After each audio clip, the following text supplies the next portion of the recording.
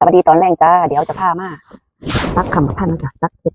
ตักเสาคำบักท่านนะจ๊ะนี่ก็คืออาวุธก็เฮาแล้วก็จะมีเสียมไงแล้วก็ลักเสาไม้ไผ่นะจ๊ะอันนี้จะเป็นไม้เก่าแล้วใส่ได้2 ปี 3 ปีแล้วค่ะก็เริ่มพุแล้วเดี๋ยวเรามาจริงกันเลยจ้ะแล้วเขาก็จะตัดแบบสูงๆเลยเพื่อมันพุจะได้ใส่ได้2-3 ปี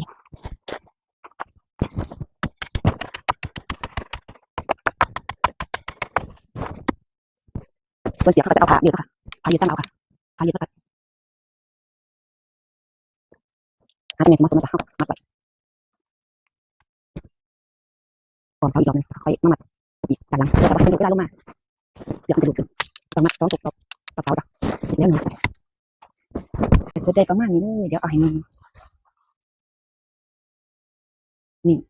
เอาไว้นั่งเพราะว่าต้นเพิ่นจะใหญ่ไปหนามัด2 ทบเป็นผ้ายืดค่ะผ้ายืดก็จะประมาณนี้จ้าการมัดคำบักทันเนาะค่ะ